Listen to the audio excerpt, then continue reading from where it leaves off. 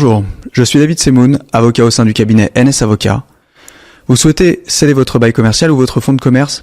Aujourd'hui, voyons ensemble les points essentiels pour réussir votre cession. Quelles sont les étapes de la cession d'un bail commercial?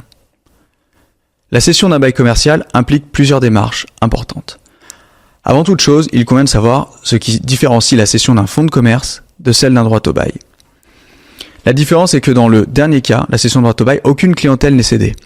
La cession de droit au bail implique généralement d'obtenir l'accord du bailleur, car la cession de bail isolée est systématiquement ou quasi systématiquement soit interdite, soit soumise à l'accord du bailleur. En outre, un accord sur la nouvelle activité pressentie, si celle-ci n'est pas prévue au bail, est également nécessaire. Ensuite, il faut respecter les conditions du bail, notamment en ce qui concerne les garanties fournies par le repreneur, les modalités d'intervention du bailleur, le droit de préemption de la commune, le cas échéant, et prévoir les conditions suspensives.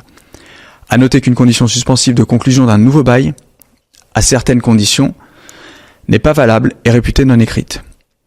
Ce formalisme rigoureux doit être respecté, faute de quoi la cession sera irrégulière et les parties risquent non seulement la résiliation du bail au tort du cédant, outre l'obligation de restituer les sommes perçues. Chez NS Avocat, nous assurons que chaque étape, de l'analyse des clauses à la valorisation et la validation du bailleur, soit parfaitement sécurisée. Quelles sont les particularités d'une cession de fonds de commerce maintenant? La cession d'un fonds de commerce est plus complexe car elle inclut la clientèle, les équipements et installations, les contrats de travail, les stocks, en plus du bail. Une évaluation précise de la valeur du fonds est essentielle pour éviter des litiges futurs. De même, l'acquéreur se doit d'obtenir toutes les informations relatives aux locaux loués et à la consistance du fonds.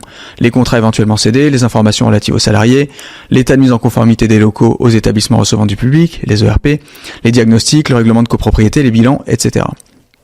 Par ailleurs, outre les formalités liées à la cession et à son enregistrement au service des impôts compétents, il y aura des formalités supplémentaires, comme la publication d'un avis dans un journal d'annonce légal et au BODAC, lesquelles sont obligatoires.